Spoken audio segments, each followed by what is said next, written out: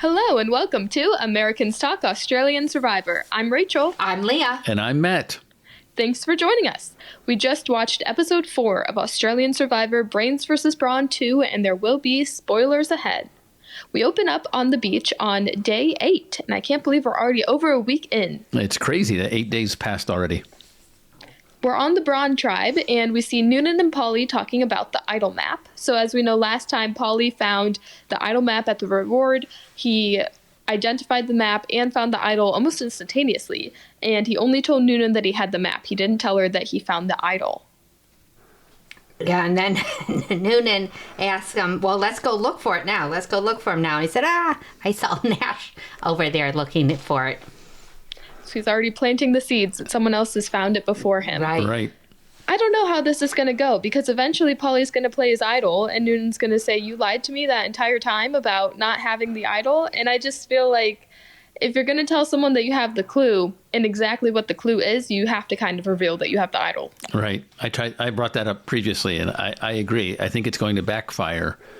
Unless he says right at the very last moment, oh, I found it. Look what I found. But then at that point, you may as well just tell her you already have it. Yeah, I know. I don't know. Yeah. We'll see how this works out for Polly. We move over to the Brains tribe, and they do not have a fire. Oh. So they did not have flint. They did not win it in the initial reward challenge.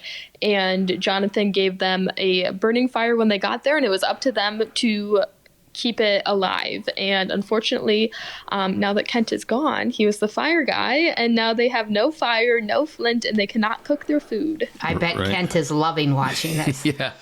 He's probably very happy to see that.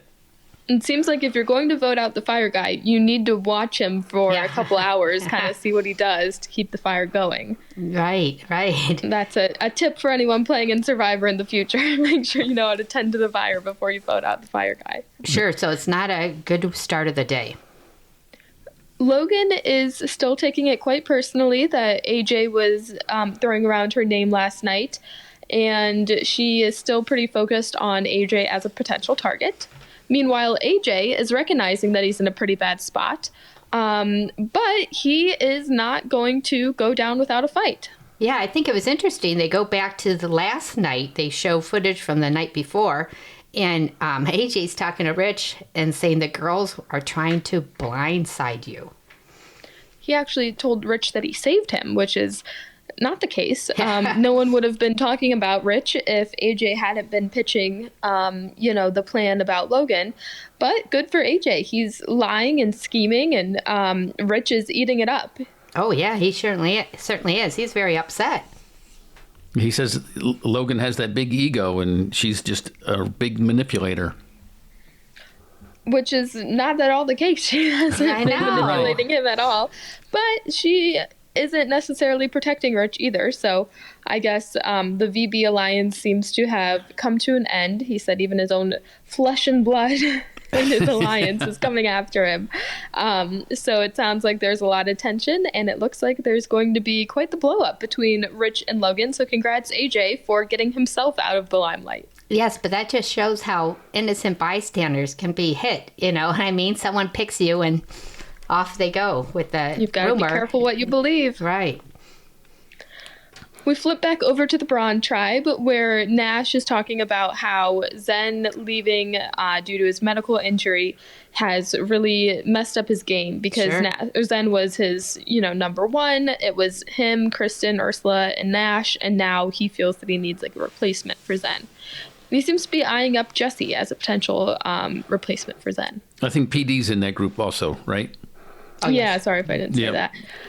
And Jesse's doing a good job of already showing himself as a possible replacement, because he's picking up Zen's part of the tribe responsibility by rapping. He gives a little goodbye rap to Zen. Right. Yeah, it was pretty good. Yeah, he did a nice job. Yeah. So we can already see those lines blurring. And then Nash's vision blurs a little bit as he begins to cry. Right. Where he says, like he said before, I can cry really easily, or quite easily. He can make himself cry. So then he gets everyone's sympathy by saying that he's missing his kids. And so it wasn't really clear to me, was he crying because he was so upset that Zen left, or was he just doing it for attention? Well, Was he said he was upset because he felt like his game was crumbling. I do believe he was upset, but probably the crying was fake. Well, he says, I can make myself cry. Right. And then, they show him crying and everyone, giving him a hug. You have to believe that he's just making it up. That's what my interpretation was. I thought that Nash was not doing a great job of connecting with the tribe this morning or early in the episode, because he was sitting in the hammock alone. He's sitting on the beach alone, and everyone comes over to him when he's crying, but he should be in the mix of people, getting along with them, laughing about the rap, and just kind of getting to be a part of the community a little bit better. Right, you're right. He wasn't there when the rap was being sung. And I feel like we've seen that over and over again, that being well-liked within the tribe can take you a long way. And it's funny, later on in the episode, I know I'm jumping ahead, but he says he has a great social game, and it just doesn't appear that way from what we see. Yeah, we haven't seen that based on these clips from day life at at camp. Right, sort of pushy or grouchy, more than a big social winner. Yeah. All right, so now sorry, go ahead. It's time for the reward challenge. So we find out that the Brawn tribe sees that Kent went home. There was a big reaction. The other bald guy. Didn't you see that? There was a big reaction. They were like, oh. Yeah, well, PD is upset because he's also bald. Sure. So it's the target of the bald men. Yeah. Right. Well, if there's an older bald guy on each side and one of them goes home, right, he's going to think, well, I'm going to be up. It's not a good sign. Yeah. Doesn't look good. Meanwhile, Rich is spilling the brain secrets. Yes. He tells everyone that they're out of fire and they can't get started. Why would he say that? And then he tells him that Kent was the one who took care of the fire. I'm like, Right. Oh my gosh. He's just telling him too many secrets. Yeah. Like I feel like he doesn't know the game well enough, right? Or maybe he's just delirious from not eating or something. But it's just like important information to be giving the other side that's unnecessary. Yeah, I think Rich is just there to stir up drama and chaos, and I guess he's just laying all of his cards out on the table. I don't think it was necessarily intentional to start drama, but I also feel like he's not interested in keeping secrets necessarily. I don't think he's thinking far enough ahead to say, oh, we probably shouldn't tell our opponents that we're not eating and don't have warmth. Right. But it's time to get to the challenge. So this is a pretty intense one. The players are obviously split up by Brains versus Brawn, but then within their tribes, they are paired up with people, and they have to stand on these little pegs. And if one of the people steps off the pegs, then both of the pair are out. So kind of different, but the idea of the challenge is very similar to what we usually see at that like Final Four challenge, where they're standing on the pegs and the ceilings coming down and crushing them. And so I guess we're getting ready for the finale already. Well, what do you guys think of putting them into pairs? Don't you think it would have been just fine if they would have just had everyone stand on their own pegs? Well, maybe it makes it more difficult with a pair because, I don't know. I guess. You're in each other's space, maybe? The challenge wouldn't have gone on that much longer had there not been pairs. That's what I think. I think putting you in pairs sets you up for a little bit more interpersonal turmoil, because if one person drops out and the other person was ready to keep going, then you can come back to camp and say, you lost this challenge for good us, point. Or whatever it is. You stepped out after 30 seconds when I could have gone for 3 minutes. Right. Yeah, it doesn't look like it happened on this challenge necessarily, but I feel like maybe that was the goal in pairing them up. Right. Otherwise, I feel like they could have just done it individually. Right. I don't know. It looked hard. And what about the reward? So the reward they're playing for is Sausage Sizzle. So tell us in the comments below, is this a common phrase in Australia, a sausage sizzle? We've never heard of this term, but everyone seemed quite excited about it. Is it like a barbecue, but just with sausage? Oh, and I noticed they put the sausages in a piece of bread instead of a bun as we would put them in the United States. We would put it in like a hoagie roll or a hot dog roll if we were going to have a sausage sandwich with onions and peppers. Yeah, so it's always fun to learn new things. So thank you, ATAustralianSurvivor, for teaching us some things. And everyone certainly looked excited about the Sausage Sizzle, Oh so it must be a well-known food group. Right, practically doing backflips. Yeah. But something that I thought was pretty interesting during the challenge. So Nash and Noonan are the first pair out pretty quickly. 30 seconds. And then as Nash and Noonan are sitting on the bench with other people who start to get out, when the first group of Brains drop out of the challenge, Nash says to Noonan, let's go chat with them and kind of see what's going on. And Noonan says, no, we're just going to focus on our tribe. And so I thought that it seemed like that was kind of the end of it. Nash didn't sneak off and talk to them, but it was just an interesting look at the possibility of, should we talk to the other side? Mm-hmm. They decided not to. I think it's best at this point, we're only 8 days in, just to focus on your tribe and not do any work towards the merge, because we're just a little bit too far yet. You could just put a black cloud over your head when your teammates see that you're talking to the competitors. Yeah, so I think Nash has many good ideas. It was just a little too soon, right? They always say don't push too hard in the beginning. And I think, unfortunately, that's how he was. I think he has a lot of good ideas. He just needed maybe to calm down. Yeah, he played pretty hard. But we have to give him credit. He listened to his tribe who said, don't go talk to the Brains, and we didn't see any of that. So it looks like that he's listening in that regard. So it comes down to Logan and Zara for the Brains versus Kate and Morgan for the Brawn.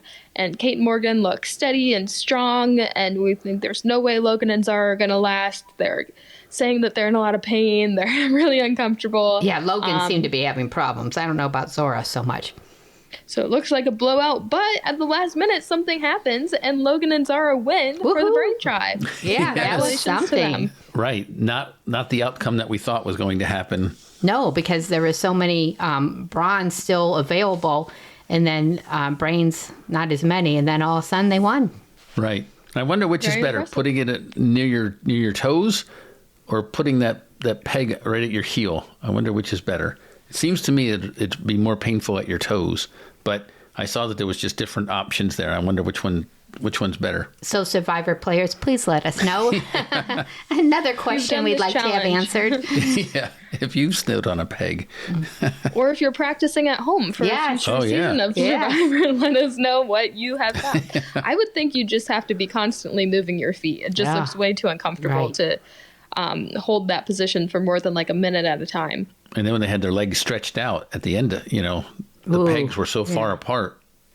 Yeah, it looked quite uncomfortable. So congratulations, Logan and Zara, for bringing home the win to the Brains. Jonathan offered them an interesting twist on this reward. Do you guys want to share what happened? Sure. So he suggested that if they didn't want the sausage sizzle, he could give them the flint. And they thought, oh, fantastic. Let's consider that. And then he continued, and I will give the sausage sizzle to the Brawn team. Ooh. And that really slowed them down because they didn't want to give the food to their competitor, and then they would just be eating beans and rice, right? I mean, so you get fire, but you have to go home and eat the same thing that you ate. But the people who lost the challenge get to have, but I agree. Delicious food. Allie was saying, let's take the flint. And I agree with her because in the long run, it's going to be better to have the flint. As long as the flint stays for the whole game. In American Survivor, they take it away from you when you lose. But Jonathan didn't say anything about that, so. No, I don't think that's part of this game. I think when you get your flint, you keep your flint. Mm-hmm. It's a big choice because it wouldn't be so bad if you just had the flint or the sausage sizzle, but the thought of giving it to your competitor is the part that really hurts. Sure. Yeah, I wish that Jonathan hadn't thrown that in because I felt like it would have been an easy, let's go with the flint, let's get the fire. But I don't know why he would offer the reward to the Brawn tribe. I guess he really didn't want the sausage sizzle to go to waste. Right. But you would think Jonathan could have enjoyed it himself. I bet there's somebody on the crew who would have eaten a sausage sizzle. Oh, yeah. But ultimately, the Brains took a vote. It looked like it was pretty close. Just about half of them voted to take the reward. They took the sausage, and they did not take their flint, meaning they would not be able to make fire for the evening to keep them warm, and they would not be able to cook their beans and rice for the morning. So going into the immunity challenge and further on out, they would not have the ability to cook. So I don't know. It was hard to say if that was a good choice. Yeah, let us know what you think, everybody. Allie called her team the idiots because she thought that was such a bad decision. And Nash had said, what a mistake, brains not working. Right. So maybe the sausage sizzle will give them enough energy, you could think, to start the fire. But we didn't see that. But, you might say, oh, now I've got some more energy. I might be able to spin that stick faster or pick up more firewood. I don't know, whatever, to give them an extra boost of energy. But we didn't see that. That's too bad. I think the issue is, even if they're able to start a fire by just rubbing the sticks together or something, are they going to be able to maintain it? It's going to go out again. We've seen it happen already. What's to say it's not going to go out again tonight? Right, but we did see bronze fire in the show in this episode. Well, they have flint. They won it at the beginning. Oh, okay. I forgot. Thank you for reminding me. All right, so Rich is wasting no time. Everyone's enjoying the food, but all of a sudden he says to the men, let's chat. And a new alliance is formed, the Bomb Squad. And their goal is to get Logan out. Yeah, so Rich takes Miles, AJ, Max, and Kaylin, and so that's going to be the 5 boys, and they are coming after Logan as well as the Coven, meaning Logan, Laura, Allie, Karen, and Zara. So it looks like it's 5 and 5, if I'm counting correctly. So it's going to be interesting next time they go to Tribal. Right, and then I thought it was interesting that there was no hidden clue within the sizzle. Yeah, I'm wondering if someone just missed it. It was just thrown out with the But when they have grill. shown us, usually they, have a camera on a clue. Like in previous episodes, if there's something under a bench or something and someone's sitting on it and then no one sees it, they show it and highlight it. But there was no mention, so. Or like in the popcorn when David and his group was eating popcorn and it was there. Yeah, so I don't know. I don't know where the reward was or the clue, but no one found anything. Right. So next, we see what Braun is up to. Nash says that they're kicking back on holiday. Yes. And thinks everyone's having too good of a time. So then Nash decides to reveal that he threw the very first challenge. So we're on day 8. The first immunity challenge was on day 2. So he's sat on this idea for 6 days and is now revealing it. I think it's fake. To me, it just came across as he was thinking about how embarrassing it's going to look to say that he's this great player, and he lost the challenge because he was doing the puzzle and he couldn't bring it home. And so then he says, oh, you know what? I think I'll say I threw it. So what, you don't think that, I don't know. I don't understand. I would think he would have thought that this is going to ruin my game. Well, why did he tell everyone 6 days later? I don't know. It just doesn't make any sense. Yeah, there's too much of Nash we don't know. He said that you should be over it by now. Yeah. But he only told them today. Right. So, of course, they're not over it. I thought that, too, when he said that. What do you mean? You just told us a half hour ago, and now you expect us to be over the fact that you threw the challenge? And PD's upset because he said he has his moral compass and he would not have ever thrown a challenge. Yeah, so Nash decides just to tell his alliance of Ursula, PD, and Kristen. And I don't know why. They didn't seem receptive to the fact that he threw the challenge. I think if you want someone else to throw the challenge with you, you can bring them in. But it's weird to say, I came up with this plan, I enacted the plan, you all were at risk, and now I'm going to tell you about it. It doesn't make sense to me. It does not read as a good plan. And actually, Ursula was at risk of being voted out. Yeah, she got votes. But she seemed to like the plan, she said. It's all very, very odd that who would think to throw the very first challenge of the very first... He was coming in too hard. Yeah. Yeah, he said that he wanted to see where the alliances fell. And so I understand that if you're on the island for days and days at a time and you're just unable to know where your alliances fall and where allegiances are because you haven't been to tribal yet, but we're only on day 2. There's only been one immunity challenge. It seems a little soon to throw it. Right, I agree with you. It does. So now we go on to the next immunity challenge, and we will see if Nash says that he's going to throw it. He did not indicate that today. So it was quite an interesting challenge. There's a kicker, there's people in the water, there's someone at the net being the goalie, and the people in the water have to grab the ball, throw it to their kicker has to kick it into the net. So we see one star of the game, and that's Miles. He just gets every single point. Every time he gets the ball, it's right in. And it was a huge net that they had to protect too. It wasn't a small net. I mean, it went way over the goalie's head. Did you guys see that? I mean, it was very large. When Miles kicked it once, not needed. Right. When Miles kicked it once or twice and it went over the goalie's head, I'm thinking they would have had to jump. It looked like 2 or 3 feet in the air in order to get their hands up. So that looks like it was very difficult to be the goalie. But maybe the trick wasn't. Maybe the whole plan wasn't to have the goalie stop it. It was to see if somebody could kick it while standing out there on a plank. Well, we have to give props to the Brains because Miles did get the opportunity to kick multiple times, and he did win. And he said the Brains did win, and he said Miles said this is the greatest day of my life. Goal after goal. What a feeling that must. And then someone's like, I guess Miles really can kick, because before the challenge, someone had asked, do you really know, can Miles kick? Has he proved himself? And someone said no, but now he has. Yeah, Miles proven himself as very worthwhile. I remember Kent wanted to get Miles out, and it's a good thing that he stayed, because he was needed in this challenge. Right. Excellent job. So I wonder why, I think looking back on this challenge, so they had to have the goalie, the kicker, and then the 2 people in there, right? So each team had to have 4 or 6 people. They each had two in the water. 4 people. 2 in the water. 2 in the water, 1 kicker, Okay, 1 it just goalie. seemed like so many people that then they would rotate through. Why not just have everybody play at once, and then after a goal? Maybe too confusion. Too much confusion. Could be, yeah. Or just wait till wait for this challenge later on in the game when there's less people. This felt like more of a challenge suited for reward, where not everyone really participates. So I didn't like that it was immunity, because there were a couple people that I don't think even stepped foot in the game. I don't know. It was hard to say, or didn't really have a lot of opportunity to make a difference in the outcome of the challenge.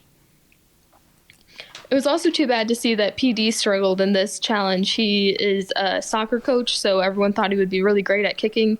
And unfortunately, he got 1, but he, unfortunately, I guess it's different than soccer, and he was struggling a little bit. So it was probably a lot of pressure on him too, right? And then they kept putting him back in, and it kept not working out. So that's got to be tough. Yeah. That's your, primary job, and to mess that up has got to be difficult. But if the ball is different, right, and it's such a small area, and it's probably not the same ball. And he's a coach; he's not kicking right now. So well, good for Miles.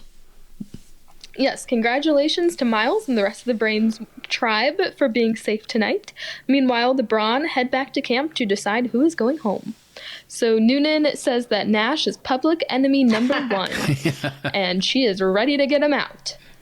Ursula also mentions that Nash may actually be a liability, and she approaches some of the girls, and she tells Morgan that.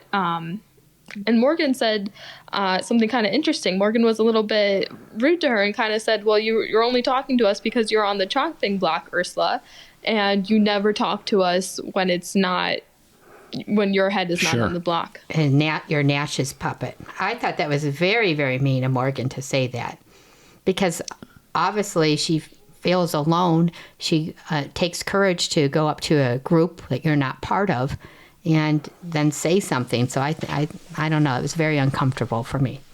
But then she spills the beans and says that Nash threw the challenge. Oh my gosh! Whoa! Well, she wants to be part of the group, and information is key. So, to me, that was a big reveal that Ursula is giving her shared information over to the other side, and is saying, accept me as part of your alliance. So. It didn't seem like everyone else reacted in such a big way as we did. No, I don't know. But they should think about that, because as we've seen before, she could be between Nash and them and let them know what's going on. You know what I mean? A spy, as they say. A double agent, yeah. Yeah, well, Nash has decided that he is after Morgan as his vote. He thinks that she would be a good person to blindside because she's very well connected.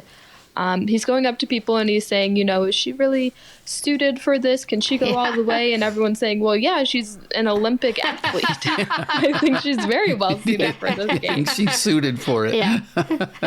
So I felt like Nash was having trouble pitching Morgan to go home over him because we can tell that Morgan's a lot more athletic, possibly a little bit more likable. And it was a tough sell for me to get on board with Nash's plan. Right. Yeah. So then Nash goes out searching for an idol, running through the woods, looking all over the jungle. Yeah, it was very weird. Yeah. And then all of a sudden he bends down and picks up something and sticks it in his pocket. Yeah, I mean, It totally makes sense that he had to at least look for an idol. Sure. But it was weird that we didn't know what was going on. As the audience, we almost always see, do they really have an idol? Right. But we see him have a piece of paper. We can tell that it's, printed paper, so it's something from the game. And he puts it in his pocket, and then Paulie comes up and he says, I can't tell you if I found anything. Yeah, right. He's very secretive, which is normally wouldn't be that odd, but given that Nash had just revealed his idol on day one, it's kind of like, well, why aren't you sharing this idol? Sure. So there's a lot of speculation of, does Nash have an idol? Why isn't he showing it to anyone? Very odd. But now that there's suspicion about an idol, the group feels that they have to split the vote. So they decide to split on Ursula. So the people up for possible vote outs tonight are going to be Nash, Morgan, and Ursula. Yeah. I did think it was interesting, though. They said that they had to target Ursula because she is his right-hand man. And I thought, what about Kristen or PD? I feel that Kristen we really haven't heard a whole lot from. But she seems to always be with Nash, always be in the conversation, and does not appear to be quite as strong as Ursula is. And which is also true because she just told them in the water that he threw the challenge. So why would you throw underneath the bus? Yeah, it was weird that they targeted Ursula and not Kristen or PD. I didn't like that. Mm-mm. Are they just going after her because she came and said maybe she wants to be part of their team and they're... I don't know. Who knows? It was very odd how they came to that conclusion. I wish they would have explored the other options a little bit. Yeah, I agree. But Nash is working on approaching other people. He tells Paulie and Noonan that he has the best social game, so they've got to keep him around. He tells Jesse that he might have a second idol. He said, it depends. I can't tell you because you're not on my side. But then he also is preaching that he plays the most honest game. He's the most social. He's going to be valuable at the merge. And unfortunately, it feels like he's just throwing everything at the wall and nothing's really sticking. He's just kind of saying all these things that don't make sense when put together as a whole. And I felt kind of bad for Nash at this moment. He's really struggling, and it looked like he was just chaotically trying to do anything he could to stay above water. Right. He even told Jesse he'll take him to the end. Yeah. It seemed like Jesse was agreeing with it. Now, I don't know. Maybe that's just part of his poker face saying, sure, okay. But it looked to me like Jesse was kind of agreeing with Nash. Like, I could see being friends with you. Somebody, I don't remember which player, said to Nash, I like your confidence or something like that, which was interesting because he was so confident that I think his that was social Paulie, player. Yeah. That was. I like your confidence. Yeah, I think it was Paulie, yeah. I guess if you don't want to align with someone and they keep telling you why they should, you've got to say something. Right. That's what Paulie had to say. But some people will believe it, right? If someone keeps throwing something out there about themselves after a while, they say that about people with jobs. Oh, I'm going to be the manager. I'm going to be the manager. I'm going to be the manager. And then after a while, so many people hear it, you become the manager and no one thinks anything about it. It was destiny. Yeah. So now it's time for Tribal, and we still don't know, does Nash have an idol? Is it a fake idol? What's happening? But again, another Tribal where we're on the edge of our seat. I'm thinking this is going to be exciting. There could be 2 idols played in just a couple minutes. Paulie still has his idol. Right. Oh, and that's if Paulie plays his idol, right? For Morgan. Yeah, then that would just like spin everything around. Yeah. So Kate brings up that Nash threw the challenge, and she said that's not honest. You're preaching this game of honesty, and it's not lining up. And Nash says, well, I did it for myself to see my allies. And what's done is done. You got to move on. Yeah. He just like won't take any criticism for throwing the challenge.